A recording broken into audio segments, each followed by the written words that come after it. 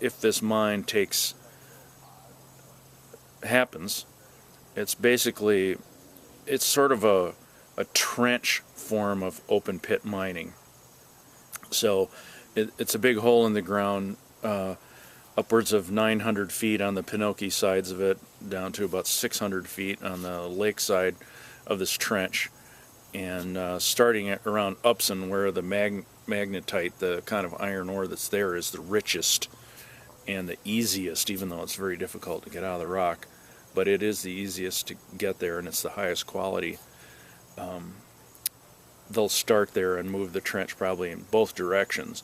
And basically what you do when you're doing trench mining is, as you're digging, you're just filling in behind you. But you're taking a lot of ore out of there, so there's less there to begin with. So the idea is that they would make a series of lakes and restore the what would become the shorelines of these areas,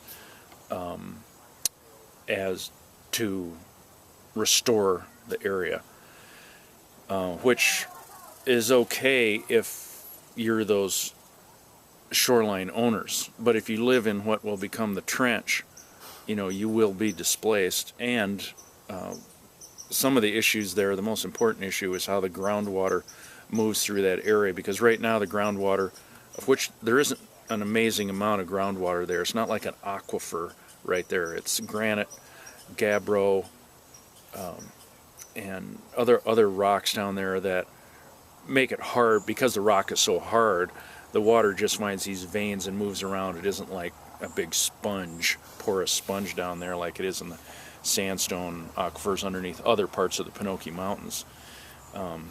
So everybody's worried about the groundwater. If you dig a hole that big, all the groundwater is definitely going to go into that hole. They will have to pump out that water, and it's very difficult to pump it back into groundwater in another area. So almost everything downstream of the mining site will lose their groundwater. And everybody in that area is on wells. Even the little village of Mellon doesn't even have municipal wells that they distribute to everybody. Everyone in the town has a well.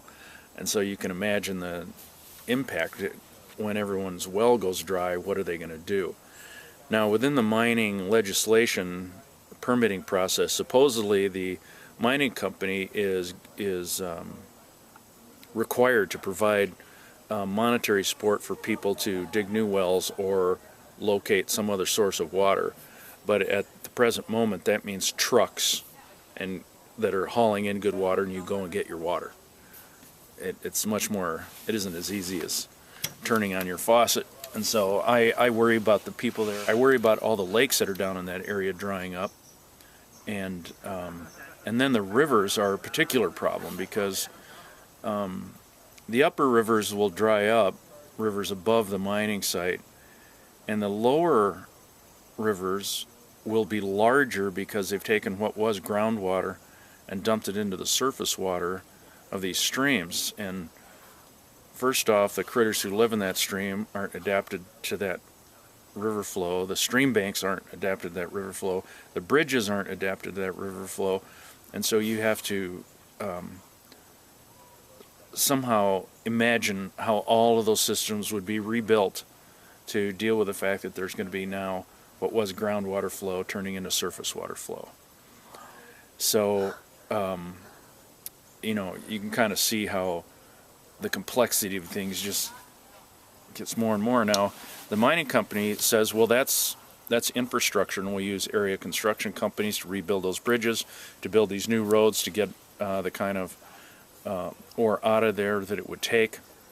And they would probably do that, and they talk about upwards of $1 billion worth of investment into area infrastructure systems. And I think, in fact, if they decide to do this, they will have to do that, because otherwise they'll ruin every road and river in the area to their own detriment.